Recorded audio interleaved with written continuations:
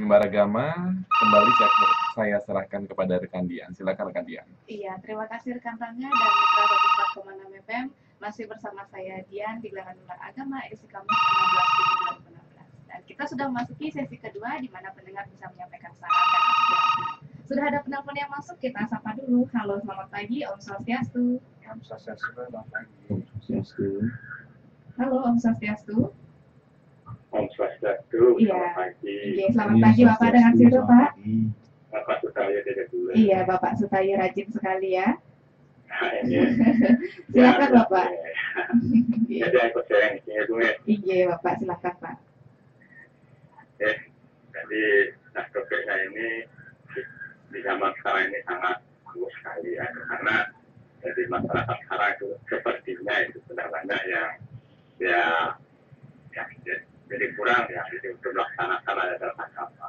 Jadi walaupun tujuan jadi agama kita itu adalah bukan untuk mencapai surga, tapi untuk mencapai moksha, tapi jadi ya, ajaran dan juga keyakinan terhadap surga dan neraka itu penting.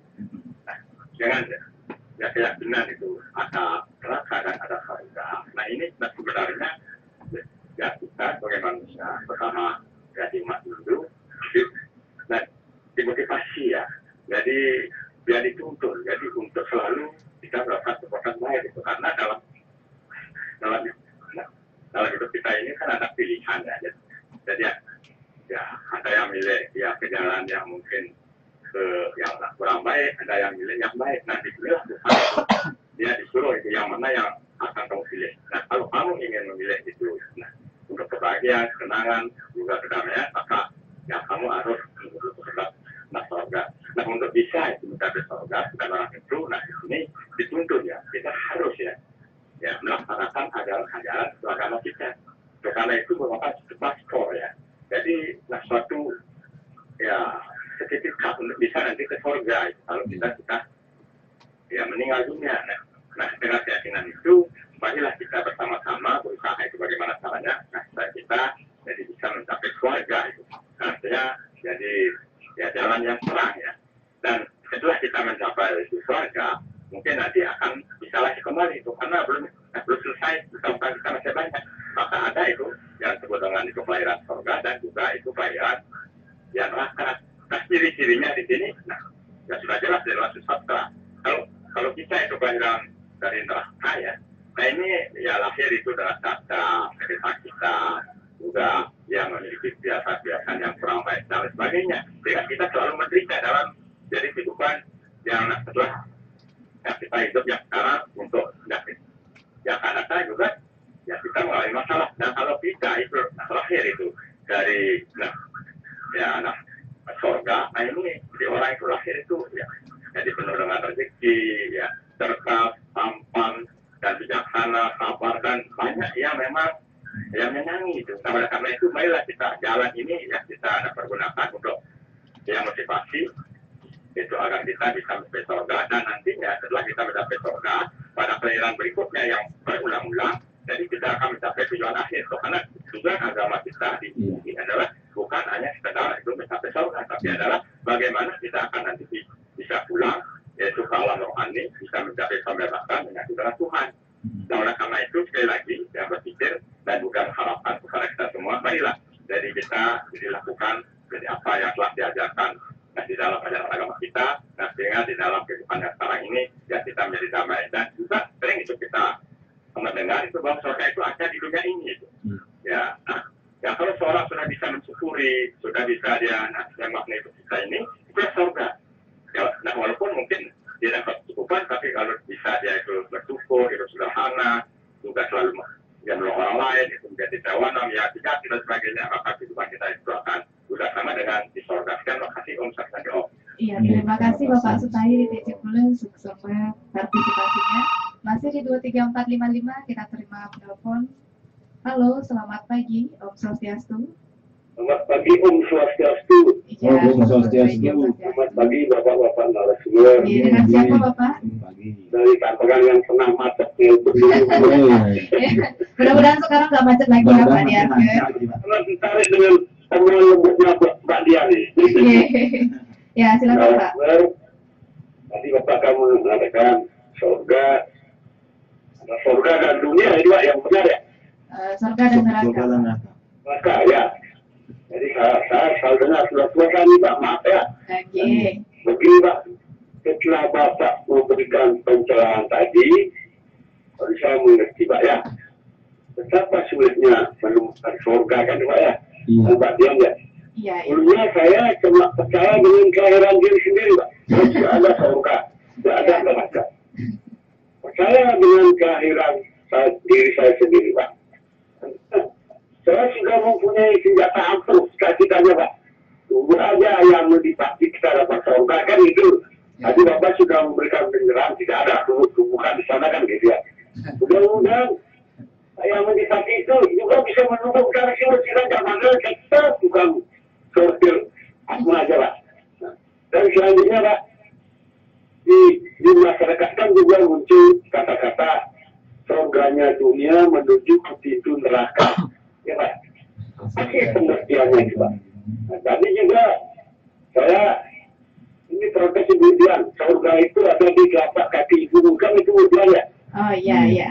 Kalau kan saya yang membuat, bapaknya yang membuat, maka tidak di kakinya bapak juga itu. Itu diseimbangkan juga. Oh iya. Masyarakat lebih di masyarakat Pak.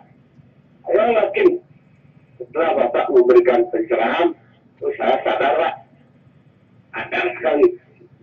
Lalu bagaimana caranya menegur perbuatan yang kurang baik? Apakah bawa ke sekolah? Masa Pak dengan ajaran agama lain Pak? Tolong Pak dijelaskan dan saya kalau saya salah menyampaikan. Terima kasih. Terima kasih Bapak Diarke dari Kampekan sana yang sudah tergabung di 23455 terkait topik yang sudah dibahas. Dan satu penelpon lagi kita terima di 23455. Halo, selamat pagi. Halo, selamat pagi. Ya, dengan siapa Bapak? Suardana Bulian. Iya Pak Suardana, silakan Pak. Harapan saya memang surga dan neraka itu harus jelas dari secara pengetahuan Pak. Iya. Harus jelas, artinya bisa dimengerti oleh umat sehingga bisa dilaksanakan itu. Itu harapan pertama saya. Terus yang kedua tentang masalah surga dan neraka ini memang menurut analisa saya ada dua, surga neraka yang bersifat maya, surga neraka yang bersifat nyata dalam pikiran itu. Nah, yang bersifat maya itu, nah terjadi di zaman kali ini. Kita hanya mengejar kepuasan sesaat, selebihnya dari awal dan sampai akhir kita ada dalam penderitaan. Begitu pula yang disebut dengan swarga atau surga neraka yang nyata, di sini ada di dalam pikiran itu yang berbentuk pengetahuan. Bagaimana mampu memahami buruk yang sebenarnya, sehingga kita hindari keburukan yang sebenarnya, kita masuk dalam kebaikan yang sesungguhnya. Nah, kita lihat dalam perjalanan Bima Swarga ya, Bima Swarga. Jadi Bima yang telah mencapai swarga, dia telah mengerti kebenaran itu, dia menemukan di tegal penyangsaraan itu kan berbagai macam penderitaan manusia, penderitaan pikiran manusia. Nah, penderitaan pikiran manusia disimpulkan seperti umpamanya orang yang dikejar oleh babi betina, atau yang laki dikejar oleh betina, yang laki dikejar oleh babi jantan dan betina itu sendiri. Nah, terus selanjutnya yang saya mau bertanya, kenapa kamu kesini? Nah, saya mau mencari ayah saya, katanya, kata Bima. Terus kamu kan juga mata di setiap harinya. Ya memang kalau kata orang nyata-nyata seperti ini, itu simbol pikiran manusia. Jadi dengan pikiran ini, mestinya kita harus tahu seperti apa surga dan neraka itu sendiri. Dan di sini Bima juga menyatakan dia tidak mau menyembah orang tuanya. Nah, kenapa seperti itu? Betapa guru pun saya tidak sembah. Ini apa makna daripada Bima Swarga ini yang perlu kita kaji, Pak. Kalau pada saya sendiri, sembah di sini artinya kita disuruh memahami dulu. Nah, kalau kita memahami dulu, dan akhirnya kita mampu dengan pemahaman itu, mampu menenteramkan batin kita sendiri, nanti saat itu kita mencapai swarga. Mencapai swarga. Terus di sini juga dinyatakan di dalam Pancasrada, di sana kan ada Atman, Karma, dan Punarbawa. Punarbawa inilah yang terjadi pertama kali dalam diri manusia. Kelahiran bulan-bulan itu bukan badan kasar ini, Pak. Tidak. Ini kalau itu kan hanya tujuannya mencerdaskan pikiran manusia. Nah, apa sebenarnya yang lahir bulan-bulan itu adalah keinginan yang tidak sadar itu, Pak. Ingin ini, ingin itu, tapi dia tidak pernah berpikir akibat. sekarang, sehingga kita selalu disadarkan oleh keinginan yang tidak sadar itu. Nah, ini yang perlu kita pahami. Ada karma pala. Palanya hasil dalam pikiran manusia, ada keinginan tidak sadar itu. Itu yang perlu kita proses dalam pikiran manusia sehingga menjadi keluar karma, subra karma, menjadi berpikir yang benar. Karma masa lalu, sekarang dan yang akan datang. Itu yang terjadi. Nah, kalau sudah kita mampu memproses keinginan yang tidak sadar itu menjadi sadar, memahami akibat apa yang kita lakukan baik atau buruk yang kita temukan, kita mampu pahami seperti itu.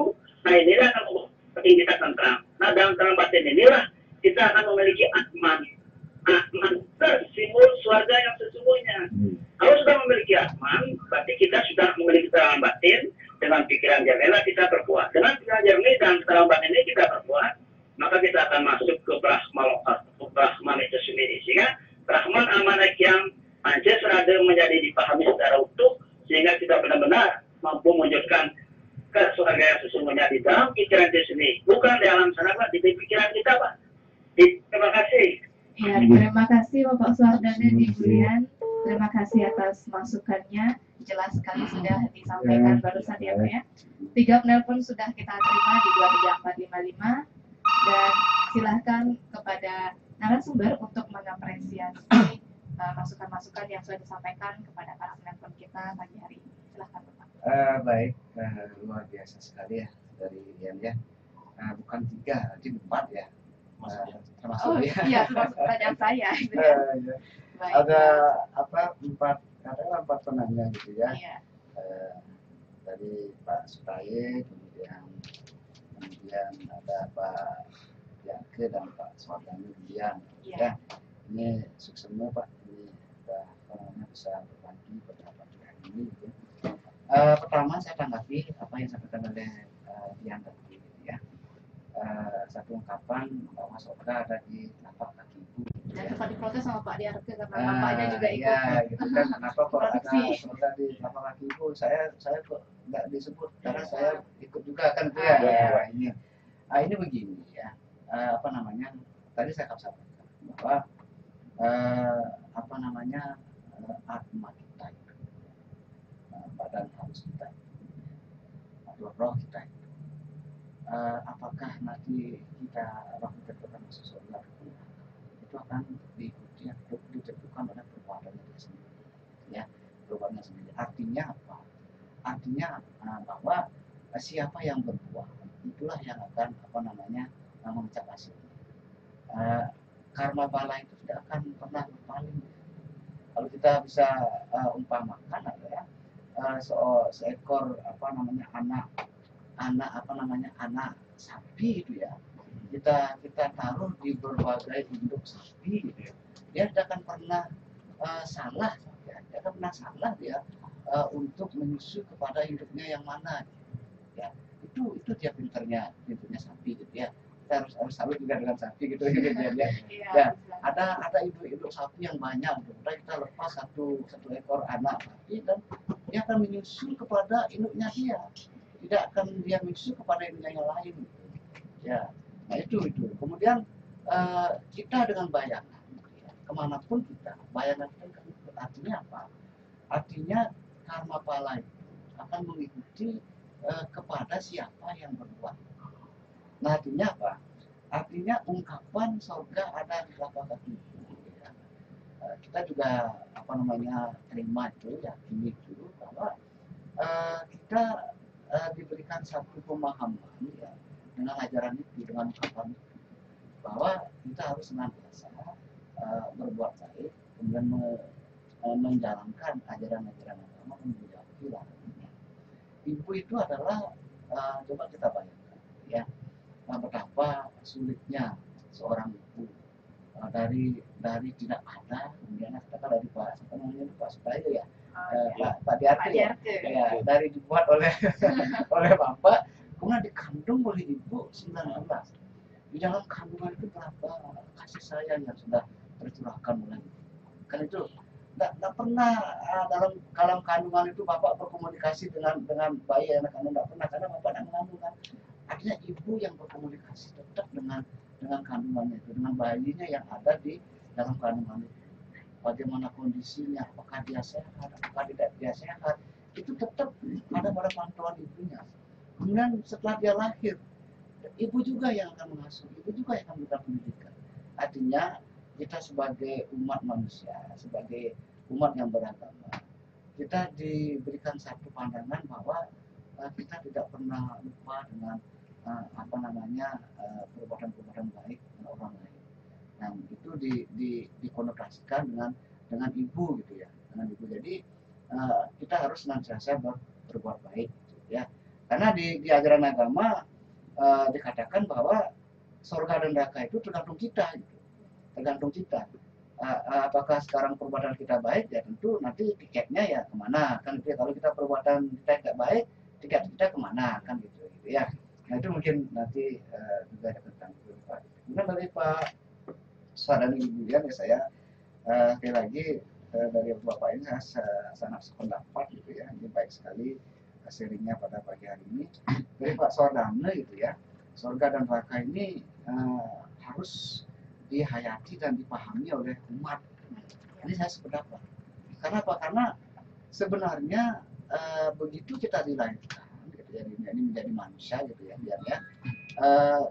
Manakala kita sudah ingat, kita sudah tahu ya, artinya kita sudah tahu norma-norma, ada norma agama, norma kesusilaan dan seterusnya gitu ya, dan kita dibekali oleh WWK, oleh Candi Bahasa, ya tentu kita memahami mana yang baik dan mana yang buruk. Dan ini juga harus kita persiapkan sedini mungkin gitu. Ya, harus kita persiapkan sedini mungkin. Karena apa? Karena kita selama di dunia ini ya harus senantiasa apa yang saya katakan tadi, berada pada rambu-rambu sesuai dengan ajaran agama, dan kita menjauhi larangan-larangan. Nah, ini harus dipahami oleh umat kita gitu ya, oleh umat manusia, khususnya umat sedama, bahwa surga neraka ini harus kita pahami, harus kita hayati, dan kita persiapkan sedini mungkin. Artinya dari awal kita sudah menyadari bahwa surga dan neraka itu ada. Dan apa sih sebenarnya kalau kita mau surga, kita ngapain gitu ya? Kita kalau mau neraka kita harus ngapain? Karena kalau sudah tahu kita surga harus begini, ya kita harus laksanakan kan gitu, disebut ajaran agama. Nah kemudian surga neraka itu ada di alam maya dan alam nyata juga ya, saya sependapat gitu ya. Artinya surga dan neraka itu di alam maya itu ya sebenarnya ya kehidupan ini juga dikatakan maya gitu ya. Apalagi kehidupannya udah sangat cepat gitu. Artinya apa? Sekarang kita bahagia, mungkin besok juga akan kita tidak bahagia. Artinya ini sangat satu maya sekali gitu ya. Yang terpenting adalah surga dan neraka itu kita pahami dari sisi ilmu pengetahuan ya. Dari sisi ilmu pengetahuan, saya sependapat bahwa ajaran agama manapun ya mengajarkan kepada umatnya bagaimana agar umatnya itu mendapatkan satu kedamaian, mendapatkan satu kesejahteraan ya. Di samping juga memiliki satu spiritual yang baik, bagaimana spiritualnya dan bagaimana emosionalnya, itulah dia di ajaran agama. Sebenarnya surga dan neraka itu ada di sana, itu dari Pak Sadar ya. Dan kemudian diceritakan lagi bagaimana perjalanan kisah dalam 5 swarga itu ya seperti itu memang. Kita kan itu adalah satu ajaran ya, bagaimana bahwa kita harus menyadari, dan kita harus setelah kita sadari dan harus kita laksanakan, itu intinya dari ajaran-ajaran yang ada di ajaran agama kita. Nah kemudian dari Pak Diake gitu ya, tadi ada surganya dunia menuju ke pintu neraka. Nah ini artinya begini, surganya dunia itu menuju pintu neraka. Nah kita sebagai umat manusia dan sebagai umat beragama ya, kita kan sudah tahu sebenarnya. Nah, kita apakah kelahiran surga, apakah kita kelahiran neraka, itu diri kita yang kita mengetahui. Saya katakan tadi, saya melihat wajah saudari Dian, ya bisa kita katakan bahwa saudari Dian itu kelahiran dari surga. Aduh, itu saya tersentuh jadinya. Ya gitu ya. Artinya manakala kita sudah memahami bahwa kita ada kelahiran surga ya, dalam dunia ini seperti dikatakan tadi, kita hidup bahagia, kemudian tetangga menerima kita, kemudian kita berkecukupan, penuh dengan rezeki, memiliki. Ya. Kalau kita tidak bisa membawa itu, gitu ya. Tidak bisa membawa itu, kemudian kita hanya menikmati surganya dunia, gitu ya. Surganya dunia ini kan artinya yang berlebihan lah. Jadi bisa dilihat ya, saya katakan berlebihan. Misalnya di hidup itu kan misalnya boleh punya istri kayak dia, kemudian boleh berhubungan intim sebenarnya. Tapi kalau kita berlebihan itu misalnya katakanlah berlebihannya ya bukan dengan istri, itu kan sudah salah. Tapi itu kan manusia mengatakan itu surganya dunia kali dia. Itu kan kita tidak bisa mengimplementasikan ajaran agama kita. Nah ini tentu setelah kita masuk surganya dunia, pintu neraka akan menunggu. Nah ini mungkin maksudnya artinya manakala kita tidak melaksanakan ajaran-ajaran agama dan perbuatan kita sesuai dengan ajaran agama, ya, perbuatan kita, pintu neraka akan menunggu. Nah kemudian caranya untuk melebur perbuatan tidak baik menjadi perbuatan baik itu ya tentu ya kembali kepada ajaran-ajaran agama, kemudian menjalankan apa yang menjadi perintahnya dan menjauhi apa yang menjadi larangannya, kan gitu ya. Kemudian saya lanjutkan satu lagi ya, kemudian ya dari Pak Sutail gitu ya, gitu jadi tujuan agama ya saya juga gitu ya, tujuan agama adalah moksatan jaga kita ya suci dharma. Kita mengharapkan mencapai moksa, kemudian jaga kita itu dengan dharma. Kemudian jangan lupa bahwa dharma arta kama moksa sarira sadana. Nah itu ya. Dari badan kita ini hanya kita butuhkan untuk melaksanakan dharma, arta kama dan untuk mencari moksa. Nah jangan lupa moksa di dunia ini itu disebut dengan jaga kita. Nah bagaimana kita di dunia ini agar mendapatkan surga? Karena tapi dikatakan juga di dunia ini juga ada surga dan neraka. Itu benar. Ya karena surga dan neraka itu adalah surga itu adalah satu perasaan. Kemudian ada yang disebut dengan kalau surga ini mungkin lebih tepatnya manakala kehidupan kita ini dalam keadaan satu kehidupan yang sejahtera dan bahagia. Sejahtera dalam arti tercukupinya minimal sandang, pangan dan papan gitu ya. Kemudian kita tidak cukup itu, kita cukup makan, pakaian bagus-bagus, punya rumah kita bagus, tapi kita pikiran kita kosong, hati kita tidak bahagia, hati kita kering. Nah ini bukan bahagia juga. Karena di sini bahagia bagaimana satu keadaan itu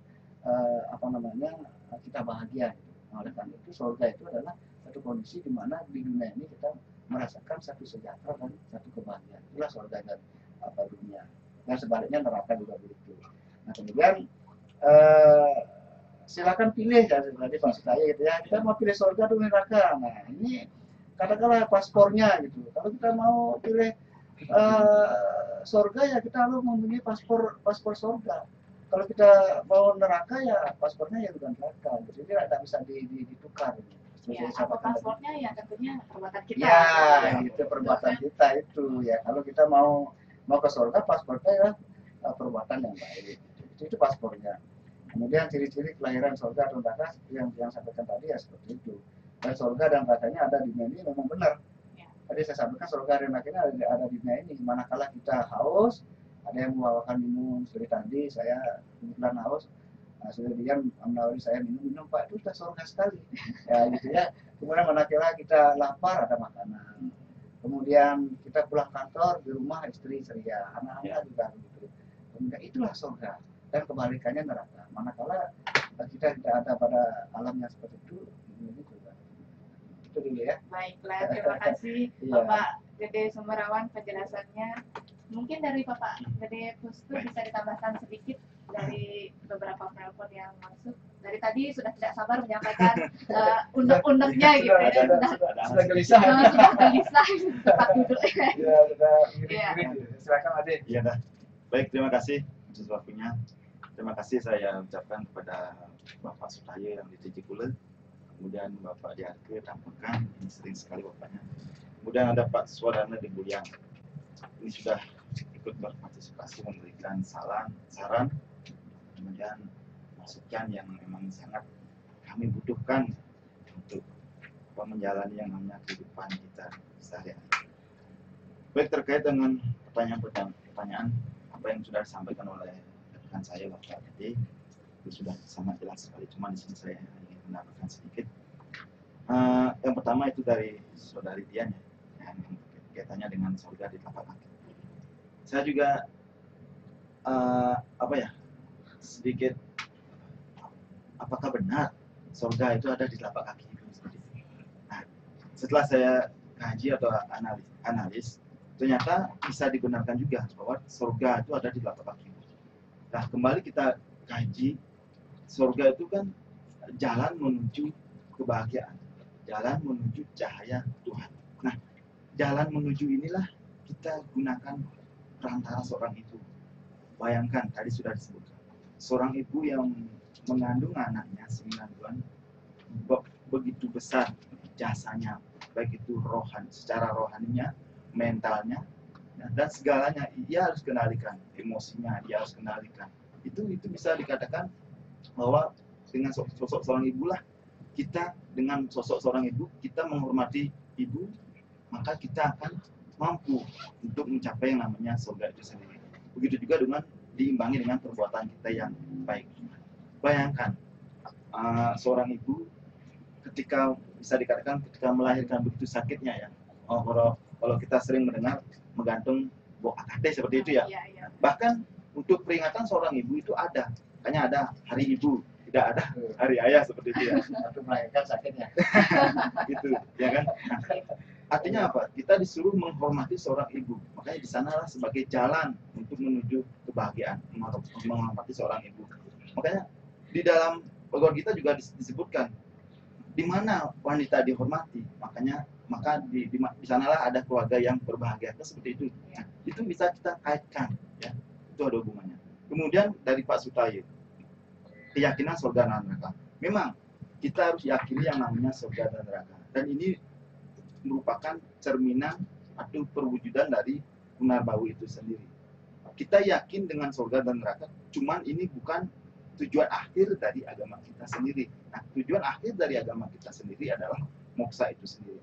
Tetapi kita harus yakin dengan surga. Sebelum kita mencapai yang namanya tujuan yang tertinggi itu moksa, maka kita membutuhkan yang namanya proses. Proses inilah yang disebut dengan kubin itu, surga dan neraka. Kemudian bapaknya juga mengatakan bahwa kalau kelahiran neraka itu misalkan dicontohkan mungkin lahir cacat. Nah, walaupun lahir cacat kita tetap bersyukur karena di dalam salah saya di sana disebutkan terlahir menjadi manusia itu sangatlah utama. Dengan terlahir sebagai manusia maka ia mampu untuk melepaskan kesengsaraan hidupnya dan menuju yang lebih baik walaupun dalam keadaan candala atau cacat seperti itu. Nah, walaupun dalam keadaan tidak normal, tetapi kita yakin bahwa kita mampu memperbaiki diri kita menuju ke kehidupan yang lebih baik. Nah, kemudian dari Pak Diarke tadi ada apa? Seperti apa? Slogan ya. Surganya dunia menuju pintunya neraka. Memang seperti apa yang disebutkan Pak D, memang kalau surganya dunia atau kebahagiaannya kita di dunia ini tanpa kita dasari dengan dharma, tanpa kita dasari dengan perbuatan baik, maka pintu neraka di sana sudah menanti kita. Tetapi surganya dunia kalau kita dasari dengan tetapi surganya dunia atau kebahagiaannya dunia, kesenangannya dunia, kalau kita dasari dengan dharma itu sendiri, ajaran-ajaran dharma, maka pintu neraka itu tidak akan ada. Bahkan pintu surga pun akan ada di alam sana. Seperti itu.